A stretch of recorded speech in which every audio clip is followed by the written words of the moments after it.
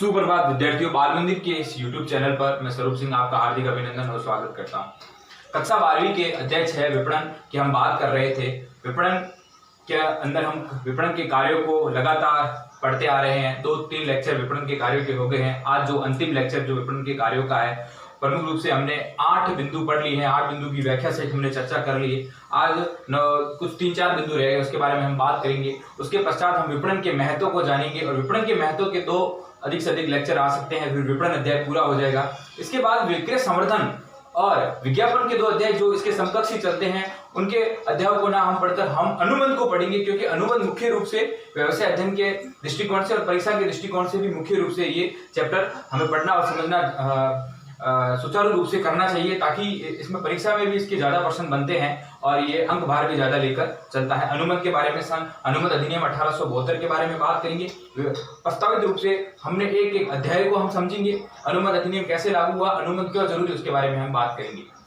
आज जो हम विपणन नियोजन की हम बात करते हैं, जो विपणन के कार्यों के अंदर जो 9वां बिंदु है विपणन का नियोजन। विपणन के नियोजन से तात्पर्य है कि विपणन के उद्देश्यों को प्राप्त करने के लिए विपणन से पूर्व विपणन प्रबंधक के द्वारा कुछ योजनाएं बनाई जाती है। योजनाओं के अनुरूप वो चलता है ताकि विपणन के जो भी लक्ष्य हैं वो उन उद्देश्यों को प्राप्त कर सके। ऐसी विपणन योजनाएं विपणन प्रबंधक के द्वारा बनाई जाती है। उन योजनाओं को पूरा किया जाता है ताकि उत्पादन स्तर में क्या आए, वृद्धि आए और वस्तुओं में नव परिवर्तन की जाए, वस्तुओं में नई नई तकनीकें लाई जाए। ये सब योजनाएं बनती है, ये विपणन प्रबंधक के द्वारा किया जाता है। तो गौर करें विद्यार्थियों, एक एक बिंदु को हम व्याख्या से समझेंगे और आप अपनी कॉपी में भी इसको लिखें। विपणन नियोजन 9वां बिंदु, विपणन उद्देश्यों को प्राप्त करने के लिए विपणन प्रबंधक के द्वारा, एक मैनेजमेंट प्रबंधक मैनेजर होते हैं, उनके द्वारा उचित विपणन योजना का विकास करना होगा। उचित विपणन की एक योजनाएं तैयार करनी होगी कि किस प्रकार हम एक योजनाएं बनाएं, उचित योजना बनाएं ताकि विपणन अच्छा हो सके, विपणन अपने उद्देश्यों को प्राप्त कर सके। निर्धारित लक्ष्यों के अनुरूप पूरी विपणन योजना तैयार करनी होगी। एक लक्ष्य होगा, उन निर्धारित लक्ष्यों के अनुरूप ही पूरी योजनाएं तैयार करनी होगी ताकि उत्पादन के स्तर में जो उत्पादन माल उत्पादित होता है उसके अधिक से अधिक कम लागत पर अधिक उत्पादन हो, उसके स्तर में उसके लेवल में बढ़ोतरी हो और वस्तुओं का परिवर्तन हो, वस्तु नव परिवर्तन, नई नई तकनीक, नए आयामों को नए विशेष योजनाओं के साथ उन वस्तुओं का हम उत्पादन करें और वस्तुओं में नव परिवर्तन लेके आए। यही विपणन नियोजन होता है। तो कहने से तात्पर्य है कि विपणन प्रबंधक के द्वारा अपने लक्ष्यों को प्राप्त करने के लिए, विपणन के लक्ष्यों को प्राप्त करने के लिए, विपणन के उद्देश्य तक पहुंचने के लिए एक पूरी योजनाएं बनाई जाती है। उस योजनाओं के अनुरूप चलना होता है ताकि हम वस्तुओं का उत्पादन उच्च स्तर पर कर सकें और वस्तुओं का परिवर्तन भी हम कर सकें। यही एक विपणन का नियोजन होता है। नियोजन का मतलब प्लानिंग होती है, एक योजना होती है जो पूर्व निर्धारित होती है विपणन के उद्देश्यों को प्राप्त करने के लिए। ये विपणन के कार्यों के अंदर मुख्य रूप से बिंदु है। 10वां बिंदु है विपणन संचार कार्य। संचार का मतलब क्या होता है? कम्युनिकेशन। जब एक विपणनकर्ता, जब एक उद्यमी व्यवसाय करता है, वो माल का उत्पादन करता है, तब उसे अपने ग्राहकों को भी जोड़ना होता है। वो ग्राहकों को माल कैसे पहुंचाएगा, वो ग्राहकों को किस प्रकार अपने माल की तरफ आकर्षित करेगा, वो माल को कैसे मार्केट के अंदर लेके आएगा, उसकी पब्लिसिटी कैसे करेगा, वो एक संचार के माध्यम से ही करने होते हैं। संचार 2 व्यक्तियों के बीच में जो अपने शब्दों, अपने विचारों को रखना और उन विचारों की प्रतिपुष्टि को समझकर दूसरा उसके विचारों को समझ सके, यही एक संचार होता है, कम्युनिकेशन होता है। तो प्रत्येक प्रबंधक को अपनी संस्था में कुशल विपणन संचार व्यवस्था करनी होती है। एक मैनेजर को, एक प्रबंधक को, विपणन प्रबंधक को अपनी संस्था के अंदर कुशल प्रबंध करना होता है, कुशल संचार व्यवस्था करनी होती है ताकि वो तमाम प्रकार के ग्राहकों से जुड़ सके। और वो संचार किसके माध्यम से करेगा, वो संचार के क्या साधन होंगे, उसके बारे में हम बात करेंगे। संचार क्या क्या किसके माध्यम से होगा, कम्युनिकेशन कैसे करेगा ताकि अपने माल को, उत्पादित माल को ग्राहकों के दिमाग के अंदर लाया जाए, ग्राहकों की नजर में लाया जाए, ग्राहकों को उसके प्रति आकर्षित किया जाए। तो अगर हम बात करें तो विज्ञापन से तात्पर्य है कि कोई भी वस्तु उसको उस प्रकार मार्केट के अंदर लाना, पूर्णतः बदल कर लाना ताकि ग्राहक उसके प्रति आकर्षित होकर उसे खरीद सके। ये विज्ञापन, एडवर्टाइजमेंट इसे इंग्लिश में बोलते हैं और लैटिन भाषा एडवर्टो से ये उत्पन्न हुआ, जिसका मतलब पूर्णतः किसी चीज को बदलना। आपने टीवी के अंदर कई प्रकार के विज्ञापन देखे होंगे और आप उस विज्ञापनों से आकर्षित होकर माल को ज्यादा से ज्यादा खरीदते हैं। तो ये संचार के माध्यम होते हैं। विक्रय संवर्धन यानी सेल्स का प्रमोशन करना, और एक हम विक्रय करने के लिए उत्पादन या वस्तु को इस प्रकार प्रमोट करते हैं ताकि लोग ज्यादा आकर्षित होकर उसे तत्परता और उत्सुकता के साथ किसी चीज को खरीदे, तो विक्रय का संवर्धन करना। और विपणन करना, विपणन रिसर्च करना यानी विपणन के अनुसंधान करना, तमाम प्रकार की मार्केटिंग करने के विभिन्न प्रकार के अनुसंधान करना और विक्रय कला, किस प्रकार हम माल को बेचे। अगर विक्रय कला की अगर हम बात करें तो एक ये भी मार्केटिंग के अंदर बात आती है कि गंजे को किस प्रकार कंगा बेचना। एक गंजा होता है, उसको कंगे की जरूरत नहीं होती है, वो क्या करेगा कंगे का, मगर हमारे पास एक ऐसी विक्रय की कला होनी चाहिए ताकि वो कंगे को भी खरीद सके। तो एक आपके पास कला भी होनी चाहिए। प्रचार करना और सुझाव आदि, ये एक संचार की व्यवस्था होती है, किस प्रकार प्रचार किया जाता है, एडवर्टाइजमेंट की जाती है, सेल्स प्रमोशन किया जाता है और रिसर्च की जाते हैं, अनुसंधान किए जाते हैं, विपणन अनुसंधान किए जाते हैं। इनके माध्यम से, इनके इन तमाम प्रकार की प्रक्रियाओं के माध्यम से भावी ग्राहकों की आवश्यक ये वस्तुएं पहुंचाई जाती है, आवश्यक वस्तुएं पहुंचाई जाती है और ग्राहकों को अपनी ओर आकर्षित भी किया जाता है इन तमाम प्रकार के माध्यमों से। विपणन अनुसंधान द्वारा ग्राहक सुझाव और शिकायत संस्था भी पहुंचाते हैं। विपणन अनुसंधान के माध्यम से ग्राहक सुझाव और शिकायतें संस्था तक पहुंचाते हैं। तमाम प्रकार के ग्राहक सुझाव भी प्रदान करते हैं, जो उनकी शिकायतें हैं वो भी विपणन संस्था को देते हैं ताकि उनकी शिकायतों का निवारण हो सके, और जो वस्तु में अगर कमी है तो वो अपने सुझाव देते हैं कि इस प्रकार से नहीं, इस प्रकार की वस्तु हमें उपलब्ध करवाई जाए। ये विपणन संचार के माध्यम होते हैं। अब तीसरा बिंदु है, 11वां बिंदु है, अगर हम बात करें आज की वीडियो का तीसरा बिंदु और ओवरऑल अगर हम देखें तो 11वां बिंदु है विपणन कार्यों के परिवहन।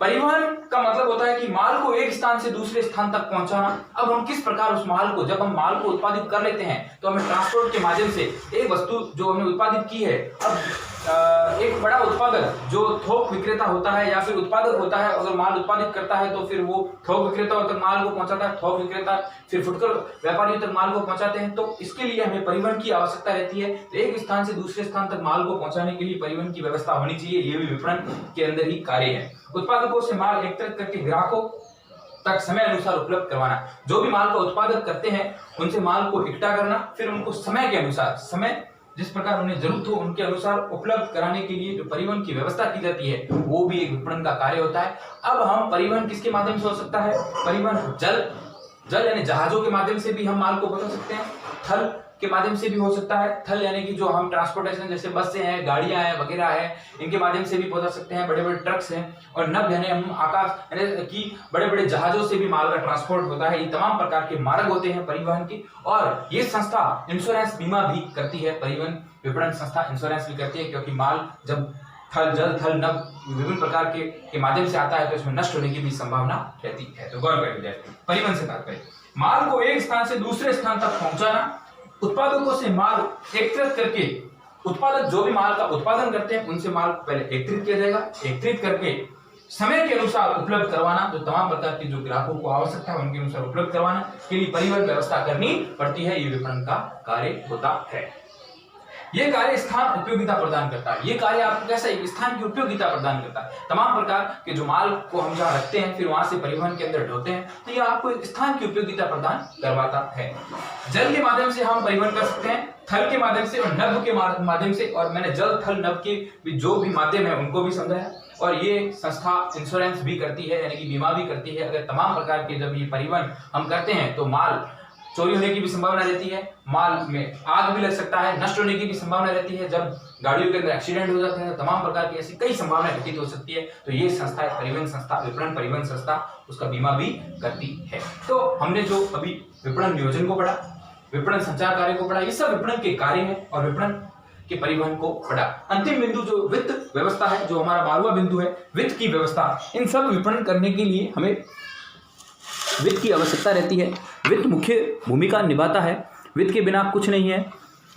वित्त से तात्पर्य है कि एक ऐसी व्यवस्था, एक ऐसा पैसों की व्यवस्था जिसके अंदर माल खरीदने प्लस संग्रहण करने, विपणन विभाग के खर्चों को पूरा करने की आवश्यकता रहती है। वित्त यानी कि वैसा फाइनेंस हम जब बैंक के माध्यम से भी करवा सकते हैं, तमाम प्रकार के लोगों से उधार भी ले सकते हैं। ऐसे कई प्रणालियां होती है, उनके माध्यम से कई सिस्टमेटिक एक प्रणाली होती है। बैंक से लोन लेकर भी हम वित्त की व्यवस्था कर सकते हैं, साहूकारों से भी पैसा ले सकते हैं और वित्त की व्यवस्था कर हम व्यवसाय कर सकते हैं, विपणन कार्य को अंजाम दे सकते हैं। अब माल को जब हम खरीद रहे हैं तो खरीदने के लिए भी हमें वित्त की व्यवस्था, हमारे पैसों की जरूरत रहेगी। अब माल को खरीदने के पश्चात उसका संग्रहण कर रहे हैं तो उस वहां गोदाम बनाने के लिए भी पैसों की जरूरत रहेगी। इन तमाम प्रकार के कार्य, अब विपणन का जो विभाग होता है, मार्केटिंग का जो विभाग होता है, बड़ा जो संस्था होती है, उसमें तमाम प्रकार के जो खर्चे आते हैं, उन खर्चों का वहन करने के लिए भी हमें वित्त की आवश्यकता रहती है, वित्त व्यवस्था करनी ही पड़ती है। ये विभाग स्वयं, ये जो विपणन विभाग होता है, ये स्वयं कहां से वित्त प्राप्त कर सकता है? बैंक से प्राप्त कर सकता है। और ऐसी विभिन्न प्रकार की, जैसे कॉमर्शियल बैंक, ऐसी कई तमाम प्रकार की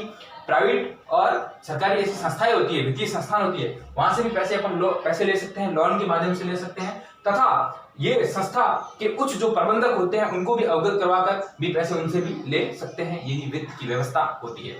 विद्यार्थियों, इस प्रकार हमने विपणन के कई कार्यों को पढ़ा। 12 कार्य जो हमने व्याख्या से समझे, इन्हें अपनी कॉपी में उतारे, एक एक शब्द को हमने समझाने का प्रयास किया। जब अगर आपको बिंदु याद हो जाएंगे तो बिंदु से आप व्याख्या भी कर सकते हैं। अब आपके दिमाग में आया कि वित्त व्यवस्था, तो वित्त व्यवस्था विपणन कार्य में क्या है? वित्त की व्यवस्था किस लिए होगी? माल को खरीदने के लिए होगी। गौर करें विद्यार्थियों, माल खरीदने, जब हमने माल खरीद लिया तो उसे संग्रहण यानी कि उसे कहां कलेक्शन के लिए कहां इकट्ठा करके रखा जाएगा, गोदामों में रखा जाएगा, उसके लिए भी हमारे पास वित्त की व्यवस्था होनी चाहिए संग्रहण करने के लिए। और विपणन विभाग, जो विभिन्न प्रकार की मार्केटिंग के जो विभाग होते हैं, उसके अंदर तमाम प्रकार के खर्चे भी होते हैं, छोटे छोटे खर्चे, बड़े बड़े खर्चे, खर्चों को पूरा करने के लिए वित्त की व्यवस्था करनी पड़ती है। ये विभाग स्वयं भी बैंक से तथा वित्तीय संस्थानों से लोन प्राप्त कर लेता है तथा ऐसी परिस्थितियों में भी इस संस्था के उच्च प्रबंधकों की अपनी आवश्यकता से अवगत करवाता है, क्या क्या इनकी आवश्यकता है, और उनसे भी वित्त प्राप्त करता है। तो इस प्रकार हमने विपणन के कार्यों को पढ़ा। अब हमारा जो अंतिम टॉपिक है इस विपणन का, जो विपणन के महत्व, आज के समय में, आज आधुनिक प्रतिस्पर्धा के समय में हमें विपणन के क्या महत्व है और विपणन किस किस जगह भूमिका अपनी निभा रहा है, विपणन के बिना कौन कौन से कार्य नहीं हो सकते हैं, उन महत्वों को हम जानेंगे। अगले वीडियो के अंदर हम विपणन के महत्व को जानेंगे, विपणन का महत्व किस किस जगह कहता है। अगर हम साधारण सी बात करें तो विपणन का महत्व बहुत बड़ी भूमिका में रहता है। अगर हम देखें तो विपणन का महत्व व्यवसायियों के लिए भी है और उपक्रमों के लिए भी है। अब व्यवसायियों के लिए विपणन का बहुत बड़ा महत्व है। एक व्यवसायी जब व्यवसाय करता है तो वहां विपणन की बहुत बड़ी भूमिका रहती है, तो विपणन का महत्व रहता है। इसकी बिंदुओं को हम व्याख्या से समझेंगे। अगर व्यवसायियों के लिए है तो ये ग्राहकों के लिए भी है, ग्राहकों के लिए भी इसकी बहुत बड़ी भूमिका रहती है। और वो वही ग्राहक कहाँ रहते हैं? समाज में रहते हैं, समाज में भी इसकी बड़ी भूमिका रहती है। और वो सब समाज बनकर ये क्या बन जाता है? राष्ट्र बन जाता है। तो राष्ट्र में